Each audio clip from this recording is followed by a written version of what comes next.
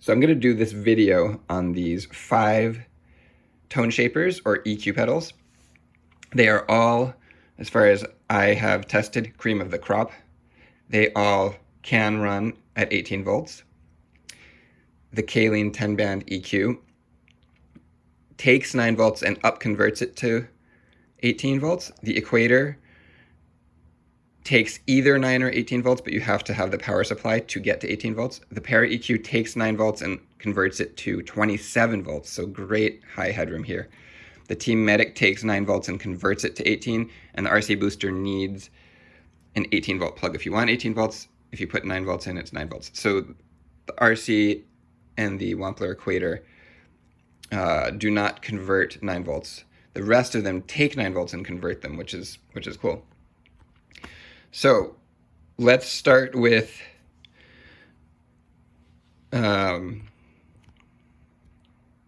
let's go through pricing. This one is $50. It's under $50. It's like $45. This one is $200. This one is $350. This one is $300 in the US. It's cheaper if you're in Europe or UK. It's probably more in the lower 200s. And the RC, I think, is about $150. Now, in terms of flexibility and greatest sound quality, the ParaEQ just stands above them all. It is that 27 volts, that headroom. The quality of this is amazing. And now if I compare it to the T-Medic or this, it's not like, whoa, it's so much better, but in terms of the sound quality, but you could hear it's a little bit, you can hear that 27. It's less drastic than going from 9 to 18, but it is audible. Now, the EQ shaping here is by far also the most tweakable, because you can hit whatever frequency you want. Here you're tied to frequencies, and you can try to get, like if I wanted to get 800K, I'd have to kind of slide the 500 and 1K and kind of hope that the middle of that is coming out the most, but then I have a lot of trail off, whereas here I could actually just scoop right onto whatever I want. I can narrow or widen what frequency it's on, and then I can target the frequency and I can move it. And given that it also has these band axle, treble, and bass EQs, it's really by far the most capable. And given that it has a boost, I now have multiple settings in one pedal, whereas this is just on or off, right? So this does have volume before the EQ over here and volume after the EQ, and it's quite powerful and very good quality for a pedal of this price. And I would say the MXR, that's $150, is the same quality, although you need to put an 18 volt power supply into it, whereas this one runs on 9 volts and up converts. So ParaEQ is the most powerful, the most pristine. You can kind of do anything with it. And it has on and it has a separate boost. Now, let's see. As far as tone shaping, so I've spoken about the ParaEQ and I've spoken about this. I would say the Equator is the most powerful next tone shaper, but I would say the T-Medic after the ParaEQ is my favorite sound quality. So the T-Medic just has something about it that it's like adding magic. And with the EQ set flat, it adds magic. But if you want to add a little treble and bass, it adds magic there. I don't like the mid-frequency. It's a weird mid-frequency, and it kind of overpowers. So I actually don't move this. If anything, you can move it down a bit, but moving it up, just, I don't like the sound of it. What it does have also is it has on, which changes the tone, and then it has boost, and there's an internal trim pot to adjust boost. It would be similar to the ParaEQ's boost here. What it also has is a separate volume. So the ParaEQ doesn't have volume aside from the boost volume. So with this pedal, you could have, without the boost on, you could have it boosting, and then you could add more boost. So this does have kind of capacities that the ParaEQ doesn't have, in that it has volume, right? The Equator also has volume. So it's kind of like, with this boost button on, you'd have volume and then you'd have tone. With the Equator, you have that kind of inherently. So with this on, it's at unity volume, and then you're shaping tone. Now you can use this whole area and boost volume very easily. If you want to just boost, you can boost bass, mids, and treble, and then you can boost more. Those that you want to boost more, you can cut. So you can do that with this. You don't need the volume for this channel to boost volume. But this has its own volume. This has its own volume. Now this has gain also, which on the non-boosted channel just adds more volume. They are the same. They function the same. Turning up one or turning up the other does the same thing. If you turn up both, that's maximum volume. When you use the boost side, this actually adds grit. A little bit, like a tiny bit. So, for instance, if this was the volume you liked, doing this, it's pretty pristine right here. But if I wanted to have a little bit of grit, I could do this, and then I could back down the volume, and here it would sound identical because these are just the same, so you can balance here. But when you turn this on, it would have a little more grit all of a sudden because this turns into a slight gain knob, which is very cool about this unit. And I really do like the treble and bass frequencies. They're very, the bass is very low bass. It's, but it's nice. Somehow it's not woofy. It's a very kind of magical bass knob, and the treble is beautiful. These two knobs are like going into a Fender style amp, edge of breakup or a little over the edge of breakup. It's just incredibly beautiful. You can pretty much simulate that with this pedal. But pretty much I still there's something about this pedal that has a magic to it. The Equator, let's see. It has a little bit more of a pedal sound, especially if you run it at 9 volts. If you run it at 18 volts, it's a little bit hard sounding. The pedal is designed to run at 9 volts. That's what it says in the manual. It is going to sound best at 9 volts. When you run it at 18 volts, I would say I prefer 18 volts for a more clean sound, and I prefer the 9 volts for a more driven sound.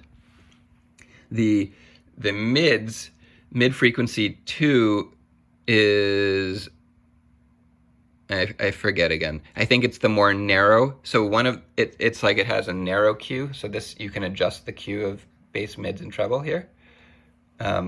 That's the width of the signal that's being affected. Here, you actually have 2 mid frequencies and levels, and this one is more narrow.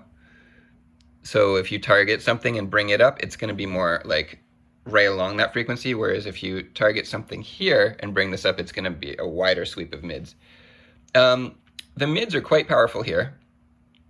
I think you can really get some really cool tube screamer, clon type sounds, and you can do it without any gain. So I like running this pedal more than a clon or more than a tube screamer.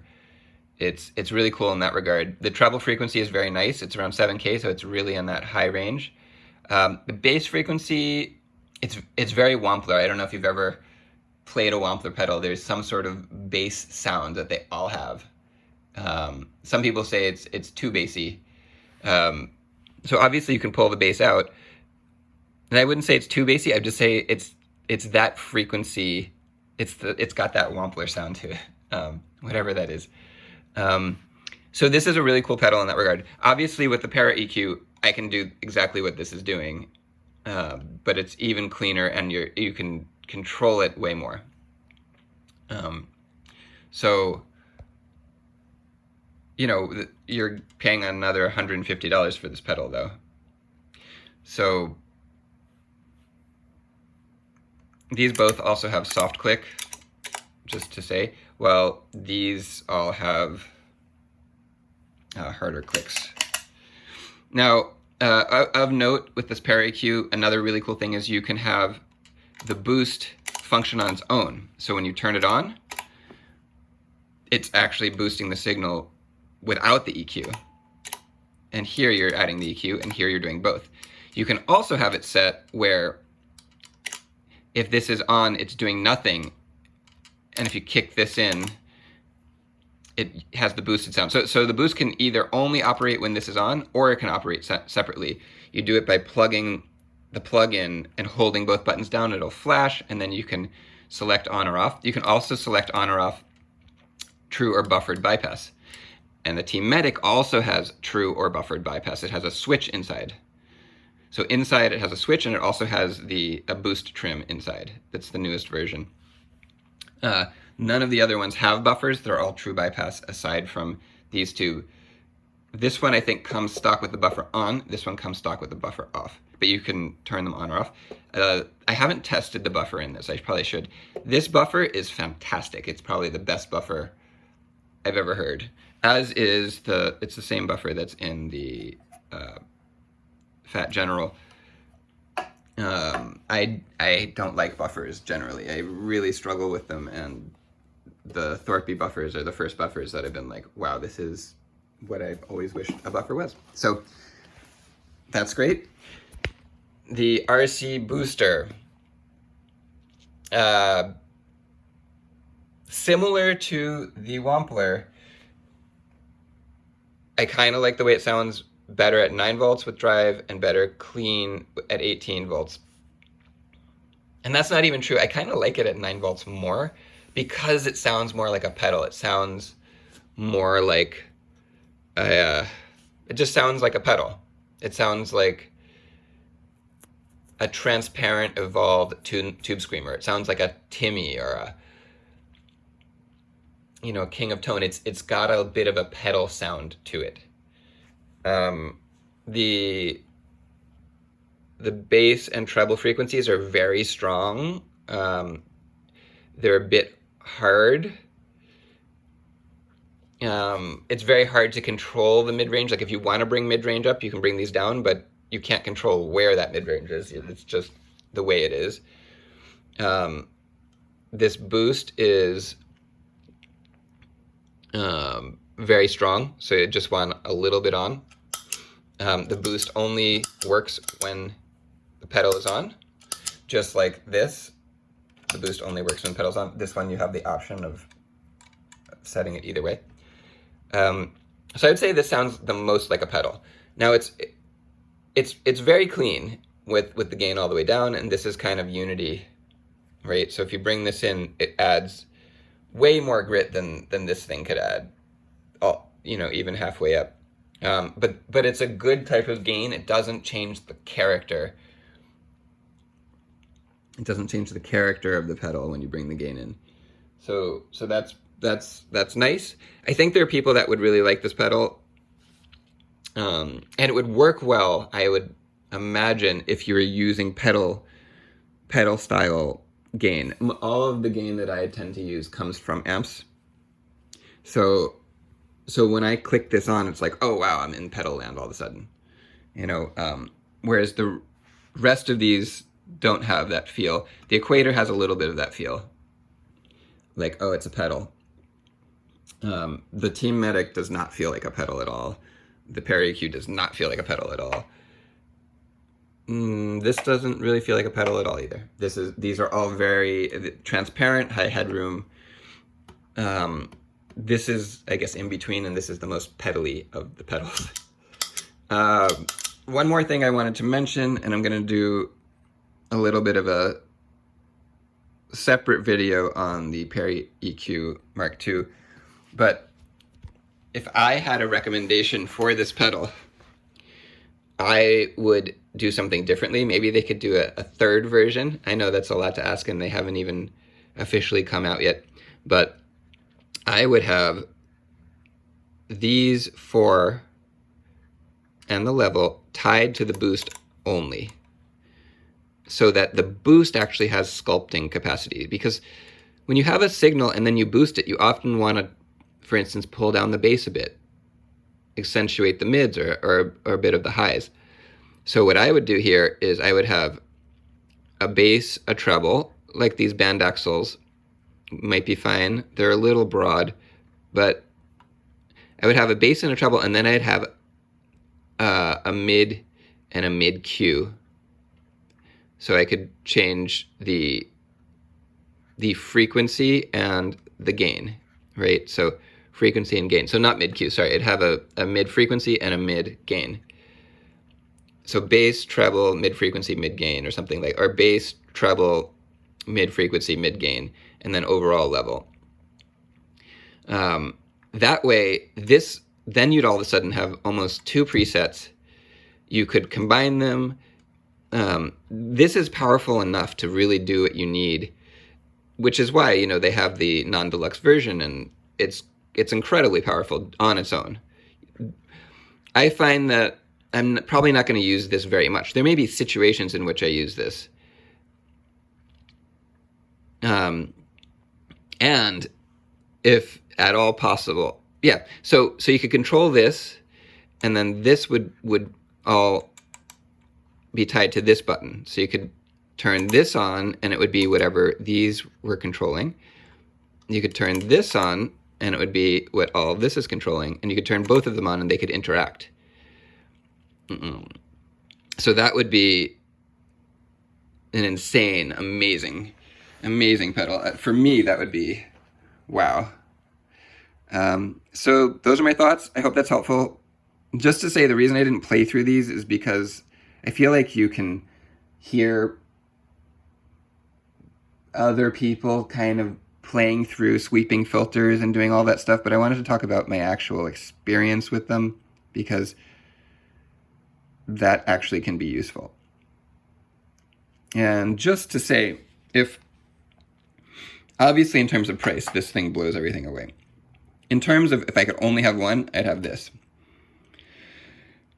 If I could only have two, I'd have this and this, because this has this kind of magic to it. But if I just wanted EQ shaping and I didn't want to spend a lot of money, this is quite impressive. And as far as the ParaEQ, the regular version is really going to satisfy most people. I don't feel like these are that necessary. They sound great. These two bass and treble, they're wide, kind of flat bands. They sound really good. The high cut, low cut, they totally work. It's totally functional. I'm just saying that is it worth $75 more? Sure. You know, it's a reasonable price markup for it. But just know that you're getting a really powerful unit just with this top. You can really do so much. And, you know, if Empress ever wants to make that version that I said, then that would be incredibly worth $75 for me. All right.